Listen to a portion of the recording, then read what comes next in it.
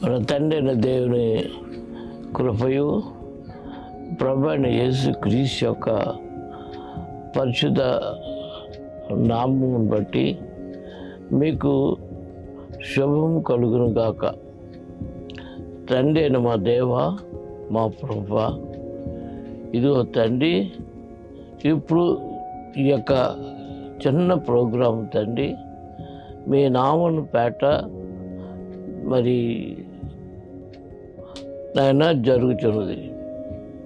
ఇది మీకు మహిమయు ఘనతయు వినయ బిడ్డలందరినీ కూడా ఆశ్రయించుకొని ప్రవేశిస్తున్నాను ప్రార్థిస్తున్నాం తండ్రి. ఆమేన్. ఈ సమయంలో మనం ప్రభువైన యేసు క్రీస్తు గూర్చినటువంటి మాటలను జ్ఞాపకం చేసుకుంటున్నాం. చెప్పాలంటే మన ప్రభువైన యేసు క్రీస్తు ఎన్నో మాటలు మాట్లాడినారు. ఈ మాటలు క్రొత్త నిబంధనలోనే ఉన్నవి కానీ పాత నిబంధనలో లేవు. ఎందుకంటే ప్రభువు సెలవు ఇచ్చినటువంటిది ఏంటంటే, ఆయన అన్నారు, శరీరం కేవలం నిష్ప్రయోజనము, ఆత్మయే జీవింపచేయును. కాబట్టి ఆయన చెప్పిన మాటలు ఆత్మయు జీవమును అయి ఉన్నవని చెప్పారు. అందుచేత ఈ రోజున నేను చెప్పేది అంటే, పాత నిబంధనలో ప్రభువు మాటలేవు. పాత నిబంధనల గురించి దేవుని వాక్యము ఏం చెప్తుందంటే, మరి అది శరీర ఆచారంతో కూడినటువంటిది, ఆత్మ సంబంధమైనది మొదట కలిగినది కాదని ప్రభువు చెప్పారు. ఈ రోజున మరి దేవుని యొక్క ప్రియమైన బిడ్డలారా, మీరు చాలామంది దేవుని వాక్యాన్ని వినడానికి మరి పెద్ద పెద్ద సంఖ్యలో వస్తున్నారు. కానీ మరి దేవుని వాక్యం ఎంతమంది సరైన రీతిగా వింటున్నారు? కాబట్టి యేసు ప్రభు ఒక మాట చెప్పారండి. ఆయన మాట్లాడిన ఆత్మ సంబంధమైన మాటలో ఒక మాట చెప్పాడు. అది మత్తయి సువార్త 16వ అధ్యాయము 20వ వచనంలో వ్రాయబడింది. మరి చాలామందికి క్రొత్త నిబంధన ప్రస్తుత కాలం అందడం లేదు. ఇందులో ప్రభు ఏమి రాయబడ్డాడంటే, ఒకడు లోకమంతయు సంపాదించుకొని తన ప్రాణమును పోగొట్టుకుంటే ఏమి ప్రయోజనము? తన ప్రాణమునకు బదులుగా ఏమి ఇవ్వగలడు అని చెప్తారు. మరి దేవుని వాక్యం అని వినేచున్నటువంటి ప్రియమైన వారులారా, దీనికి సమాధానం మీ వద్ద ఉన్నదా? మీ ప్రాణమునకు బదులు ఏమి ఇవ్వగలరు? ఇవ్వగలరా? మనం మానవ రీతిగా చూస్తే మనం ఏమీ కూడా ఇవ్వలేము. ప్రస్తుత కాలమందు ఎంతోమంది అనారోగ్యంతో చనిపోయినారు. వాళ్ళు పెద్ద పెద్దోళ్ళు చనిపోయినారు, చిన్న చిన్నోళ్ళు చనిపోయినారు. కానీ వారి ప్రాణమునకు మరి తిరిగి ఇవ్వడానికి జేవి లేదండి. ధనవంతులు చనిపోయారు.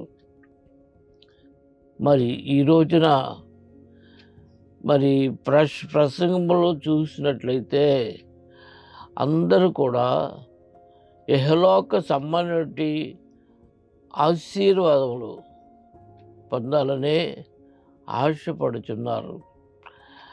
మరి దేవుని వాక్యముని చెప్పే మాటలు కూడా ఇహలోక సంబంధమైనటువంటి ఆ దీవులను గురించే తెలపబడినవి.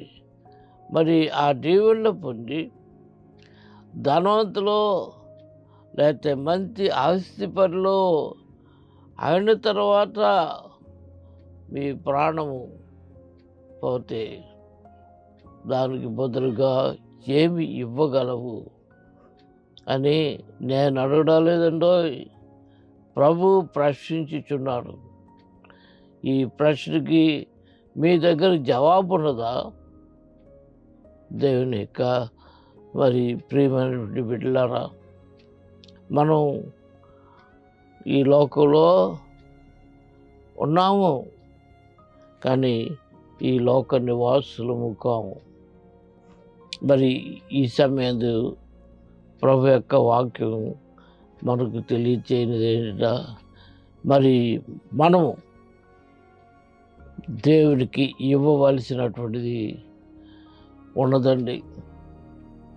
ప్రభు అన్నారు, తన ప్రాణములకు బదులుగా ఏమి ఇవ్వగలడు. చూశారండి? అందుకనే పౌలు, శీల వీళ్ళందరూ కూడా ఏమిచ్చారండి? వారి శరీరాన్ని దేవునికి అప్పగించారండి. ఎలాగ అప్పగించారండి? మారు మనస్సునకు తగిన ఫలము ఫలించుచూ అప్పగించారు. ఈ రోజున దేవుని యొక్క ప్రియులమని, దేవుని బిడ్డలమని చెప్పుకుంటున్నటువంటి అనేక మంది క్రైస్తవులు ఉన్నారు. మరి వారందరూ తమ ప్రాణములకు బదులు ఏమి ఇవ్వగలుగుతున్నారు? ఒక్కసారి మీరు ఆలోచించండి. సమయము కొద్దిగా ఉన్నది. ఎంతమందో ఈ లోకాన్ని విడిచి వెళ్ళిపోతున్నారు. ఒక పాస్టర్ గారు చెప్పారు, యేసు ప్రభు యొక్క రాకడ సమీపంగా ఉన్నదని ఆయన చెప్పారండి. మరి అందరం ఆయన వచ్చినప్పుడు ఎత్తబడతామని ఆయన చెప్పారండి. మరి అది వాస్తవమా? దయచేసి మోసపోకుడి. అందరూ ఎత్తబడరు. ప్రభు యేసు క్రీస్తు ఈ లోకానికి వచ్చిన తర్వాత ఆయన యొక్క పిలుపు మొట్టమొదటిగా అపోస్తలుల ద్వారా ప్రారంభించింది. అపోస్తలు అంటే శిష్యులు. ఆ పిలుపు దేవుని వాక్యంలో ఏం చెప్తుంది తెలుసండి? మొట్టమొదటిగా మనుషులను పట్టు జాలర్లుగాను,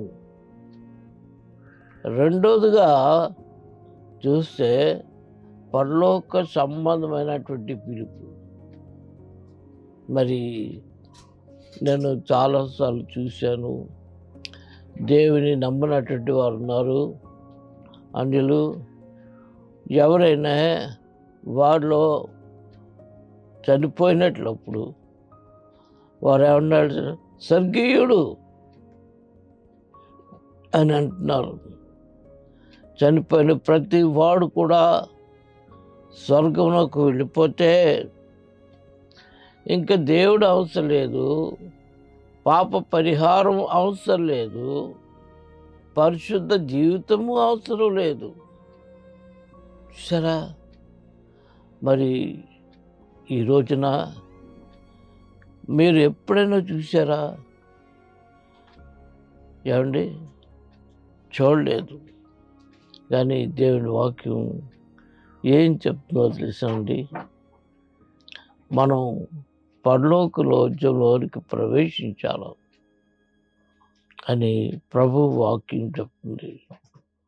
అయితే చాలామంది దైవ సేవకులు, మీరు ఆశీర్వాదము, దేవుడు నిన్ను ఆశీర్వదిస్తాడు అని అబ్రహాం గారిని ఆశీర్వదించినట్టు ఆశీర్వదిస్తారని, మరి అలాగే యాకోబు గారిని ఆశీర్వదించినట్లు ఆశీర్వదిస్తారని మరి ప్రక్కతో పట్టించు మీరు ప్రభు ఈ లోకానికి వచ్చి ఏమి మీకు ఇవ్వాలని ఆయన ఆశించి ఉన్నారో ఆ జీవాన్ని పొందకుండా ఈ రోజున చాలా బోధలు బయటకు వచ్చినాయండి.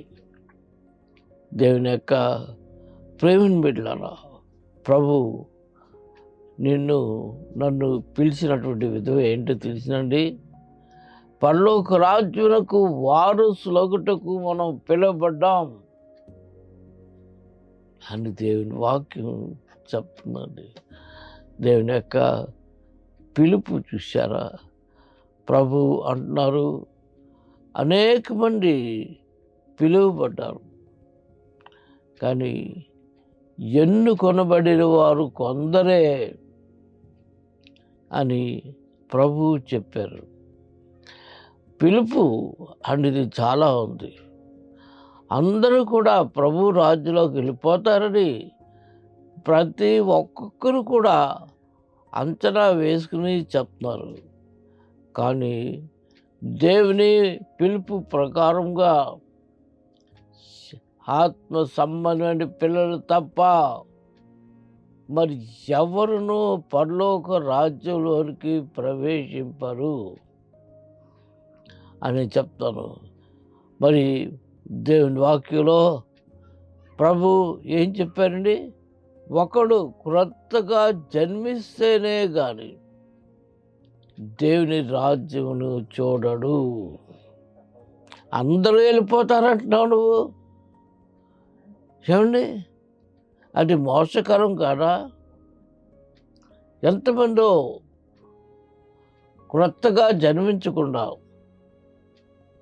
పాత జీవితమును పట్టుకుని వేలాడుచు దేవుని రాజ్యంలోనికి వెళ్ళిపోతామని సంఘ కాపర్లు, ఉపదేశకులు చెప్పినటువంటి మాటలను బట్టి నమ్ముచున్నారు.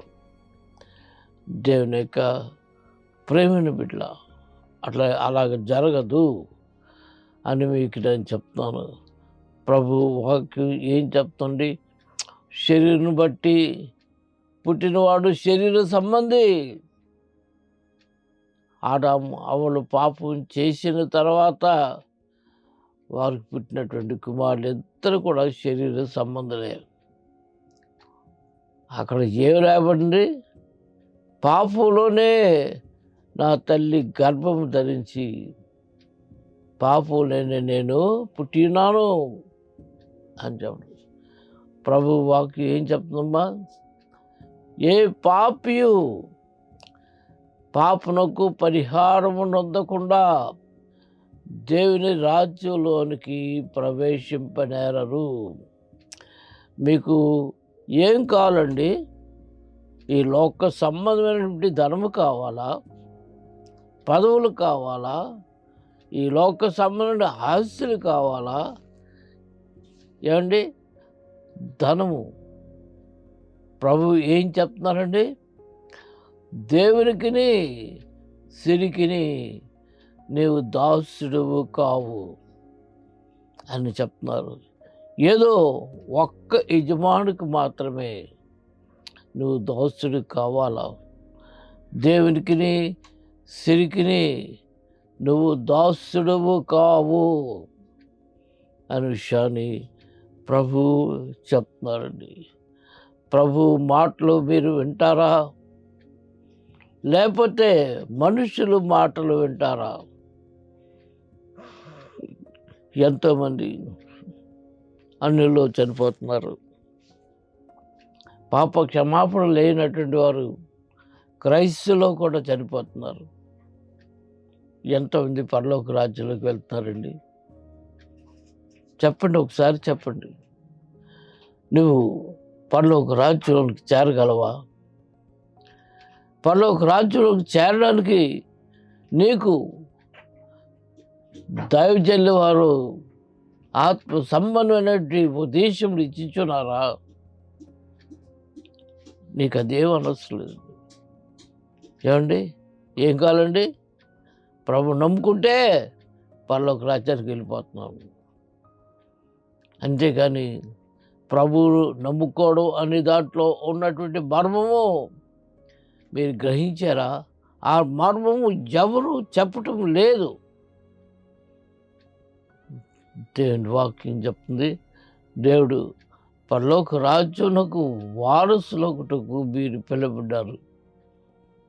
మరియు మనాలండి, ఆ పరలోక రాజ్యమునకు ప్రవేశించినట్లు తగిన రీతిగా నువ్వు నడవవలసినటువంటిది. మరియు దేవుని వాక్యం చెప్తుంది, పరలోక సంబంధమైనటువంటి పిలుపుని పొందినవారు అండి ఫలము, ఆ రాజ్య సంబంధమైన ఫలము ఫలిస్తేనే కానీ నువ్వు పరలోక రాజ్యంలోనికి ప్రవేశింపని ప్రభు వాక్యం దృఢముగా చెప్తుందండి. కానీ నువ్వు పంటలు పండితే నువ్వు దేవుని రాజ్యంలోనికి వెళ్ళలేవు. ఏమండి, ఎస్తేరు గురించి మరి ఇంకా పాత నిబంధనలు ఉన్నటువంటి రాజుల గురించి బైబిల్ స్టడీ మీరు విన్నట్లయితే మీరు పరలోక రాజ్యంలోనికి చేరరు. దయచేసి నేను ఎవరిని విమర్శించటం లేదు. నా బాధ ఏంటంటే, ప్రభు ఆయన ఈ లోకానికి మనుషుల శరీరము ధరించి ఆ శరీరాన్ని ఎంతో చీరిపోయేలాగా మీకోసం నా కోసం ఇచ్చి ఉంటుండగా నీవు ఆ యొక్క శ్రమకు తగిన రీతిగా జీవించటలేదు. నీవు ఆ రాజ్యానికి ప్రవేశించుటకు తగిన రీతిగా నీ జీవితము లేదు అనే విషయాన్ని ఈ రోజున నేను మీకు తెలియజేస్తున్నాను. చాలామంది దైవ సేవకులు అని ఉన్నారు. వాళ్ళు అంటున్నారు, ఈ రోజున పరిశుద్ధాత్మ దేవుడు నాకు నాకు ప్రేరేపణించి అని ఫలానా వాక్యాన్ని చెప్పమన్నాడు అని చెప్పన్నారు. కానీ దేవుని ఆత్మ నీకు ప్రేరేపించినప్పుడు పాత నిబంధనలో ఉన్నటువంటి శరీర సంబంధమైనటువంటి మాటలు ఇవ్వరు. దేవుని వాక్యం ఏం చెప్తుందో తెలుసా అండి? యేసు ప్రభువుని ఉదాహరణంగా చెప్తుంది. ఆయనకంట దేవుడు ఎంతో విస్తారముగా ఆత్మనిచ్చి ఉన్నాడంటండి. కాబట్టి ఆయన దేవుని మాటలనే పలుకును. దేవుని మాటలు ఏంటమ్మా? శరీర సంబంధమైనవి కావు. దేవుని మాటలు ఆత్మయు జీవమునై ఉన్నవి. ఆ మాటలు ఎంత గొప్పవండి. చూసారా, ప్రభువైన యేసుక్రీస్తు మాట్లాడినటువంటి మాటలు మనకు క్రొత్త నిబంధనలో లభించుచున్నవి. దానిని సంబంధించి వ్రాయబడిన పత్రికలు కూడా మరి ఎంతో ఉపయోగపడుచున్నవని మీకు తెలియజేస్తాను. కానీ ఈ రోజున ఆ రీతిగా ఎవరు నడుచుచున్నారో నాకు తెలియదు. ఒకడు ఆత్మ ద్వారా నీటి ద్వారా జన్మిస్తేనే కానీ దేవుని రాజ్యంలోనికి ప్రవేశించవు అని చెప్పారు. అది ఎలాగో మీకు తెలిసినా తెలియకుండా పరలోక రాజ్యానికి వెళ్ళిపోతావా? మా పాస్టర్ గారు చెప్తే నేను వెళ్ళిపోతానా? ప్రభువు చెప్పినట్టు నువ్వు చేయాలా.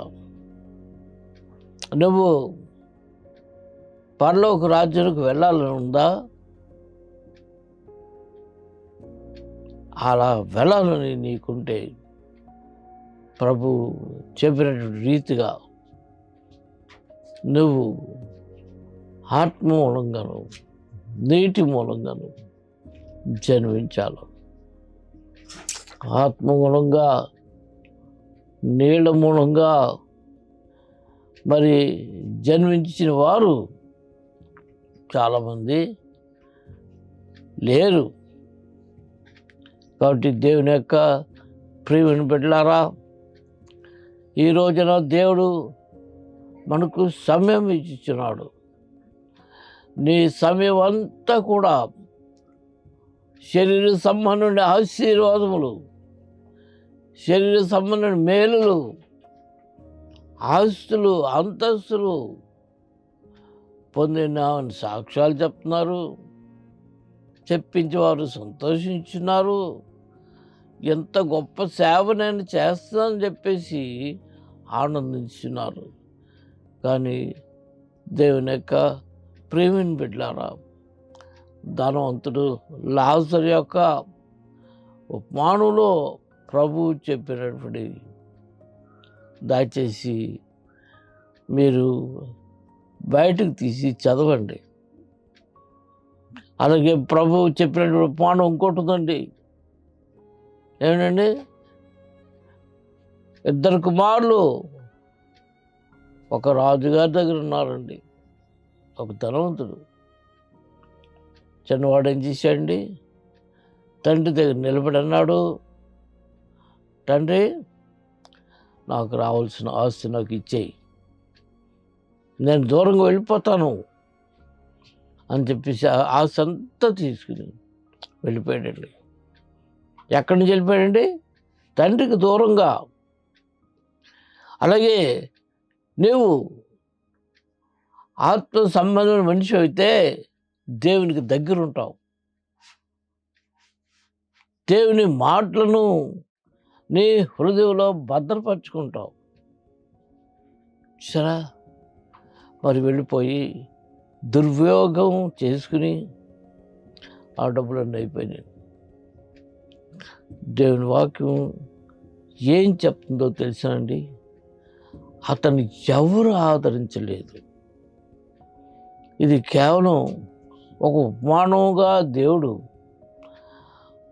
ఆత్మ యొక్క స్ట్రగుల్, వేదన గురించి మాత్రం తెలియజేశారండి. అప్పుడు అతడు ఉద్యోగం లేకుండా పందులు మేపడానికి చేరుకుని పంది పొట్టు తినాలని ఆశించాడు. కానీ తండ్రి జ్ఞాపకం ఇచ్చి, తండ్రి ఇంట నాకు అనేక నివాసాలు ఉన్నాయి, అనేక మంది భోజనాలు చేస్తున్నారు, అయ్యో నేను ఇక్కడ ఆ ఒక్క మెతుకు కోసం ఆశపడుతున్నాను చెప్పేసి వెళ్ళిపోయాడండి. తండ్రి కాచుకుని ఉన్నాడండి. ఎంతదో ఎలాగన్నాడండి? పాపిగా. కానీ ఏం మారిందండి? మనసు మారిందండి. దేవుని యొక్క ప్రేమను బిడ్డరాల అపోదంట అవ్వమ్మ మనసును చెరిపివేసిందంట. ఈ రోజున నువ్వు మారు మనసు పొందిన అంతవరకు కూడా నీ మనసు చెరిపివేయబడినదే. అది ఎప్పుడు భూ సంబంధమైన వాటి మీదనే దాని మనసు ఉంటుంది. దేవుని యొక్క ప్రియమైన బిడ్డలారా, ప్రభు వాక్యం ఏం చెప్తుందో తెలుసండి? ఆ తండ్రి తప్పిపోయిన కుమారుడిని కలుసుకుని ఆ విందు చేసినటువంటి విందుకు వచ్చిన వారితో అన్నాడు, ఈ నా కుమారుడు చనిపోయి బ్రతికెను. అంటే పాత జీవితమునకు, పాత ఆశలకు, శరీర ఆశలకు చనిపోయాను. నువ్వు చనిపోయావా? ఇంకా ఆ పాత ఆశలు నిన్ను నడిపిస్తున్నాయా? ఏమండి? అవును, లోకరీతిగా ఉన్నటువంటి మనుషులకు చేయడానికి నేను కూర్చోలేదు ఇక్కడ. ఆడు ఇలా నమ్ముకోవాలని చూశాడు, నమ్ముకున్నాడు, కానీ మనకు చెప్పలేదు. వీళ్ళు ఇలా నమ్ముకున్నారు, నమ్ముకోలేదు, మనకు చెప్పలేదు, కానీ సీక్రెట్గా నమ్ముకున్నాడు అని చెప్పిన ఆ బోధ నీకు పనికిరాదు. నువ్వు పరలోక రాజ్యంలోకి చేరవు. నువ్వు చనిపోయావా? పాత జీవితానికి చనిపోయావా? మారు మనసుకు తగిన ఫలము ప్రభు నీ యొద్ద నుంచి కోరుతుంది. దేవుని ప్రియమైన బిడ్డలారా, ఈ విషయాన్ని తెలుసుకో. మారు మనసు తగిన ఫలము నీలో కావాలి. దేవుడు విందుని తయారు చేసినప్పుడు అందులో కూర్చున్నటువంటి వారిని చూడడానికి వచ్చినప్పుడు ఒక అతనికి లేదండి, పెండ్లి వస్తువు లేవు. ప్రభు అడిగారు, కుమారుడా ఏంటిది? పెండ్లి వస్తువులు ఏయా అంటే మాట్లాడలేకపోయాడు. అతను తీసుకెళ్ళి వెలపల్ల చీకట్లో పడేయమన్నారండి. ఏడుపును పళ్ళు కొరుకుతూ ఉండరు. చూసారా? ఏదమ్మా మారు మనసు అనే వస్త్రం నీకున్నదా? ప్రభువు నిన్ను అడిగినప్పుడు నువ్వు చెప్పగలగావా? ఈ రోజున నీకు ఆ మారు మనసు తగిన వస్త్రం ఉందా? నువ్వు ఎంతటి వారు అనేది సరే, ప్రభు యేసు క్రీస్తుకి నువ్వు ఎదురెట్టి మాట్లాడలేవు. దేవుని యొక్క విషయంలో ప్రభు అడుగుతున్నాడు, మాడా నువ్వు చనిపోయావా? పాత జీవితానికి చనిపోయావా? క్రొత్త జీవితం యొక్క ఫలాన్ని ఫలించగలుగుతున్నావా అని ప్రభు నిన్ను ప్రశ్నించినప్పుడు ఏం చెప్తావు? నా ప్రియమైనటువంటి బిడ్డలారా, నేను మాట్లాడింది కోపంతో కాదు, క్రోధంతో కాదు. మీలో ఉన్నటువంటి ఆత్మ నశించిపోకూడదు. బైబిల్ 2 మరణాల గురించి చెప్తుందండి. మీకు తెలిసిన ప్రభువు చెప్తున్నారు, 2వ మరణంలోనికి ప్రవేశింపకూడదు. అందుచేత ఆ అట్టి భారంతో నేను ఈ రోజున ఈ వాక్యాన్ని చెప్తున్నాను. తప్పిపోయిన కుమారుడు చనిపోయాడండి. చనిపోయి నూతన సృష్టిగా మారి తండ్రి దగ్గరికి వచ్చినప్పుడు తండ్రి మళ్ళీ ఏం చేశాడండి? పాత జీవితం, ఆయన దగ్గర ఉన్నటువంటి ఆ గొప్ప జీవితాన్ని, ఆ సమృద్ధి జీవితాన్ని, సంతోషమైన జీవితాన్ని మళ్ళా ఇచ్చారండి. అది పరలోక రాజ్యం మీరు పొందాలని ఆశించు ఈ వాక్యాన్ని ముగిస్తున్నాను. ప్రార్థన చేసుకున్నామండి. తండ్రి మా దేవా, ఈ వాక్యం విన్నటువంటి బిడ్డలతో మీరు మాట్లాడండి నాయన. అందరూ రక్షింపడాలని, మీరు అక్కడ ఆలస్యం చేయుచున్నారని పేతురు గారు చెప్పారు ప్రభువా. కాబట్టి తండ్రి, ప్రతి ఒక్కొక్కరూ ఈ యొక్క వాక్యంలో ఉన్నటువంటి భావాన్ని తెలుసుకుని మారు మనసుకు తగిన ఫలములు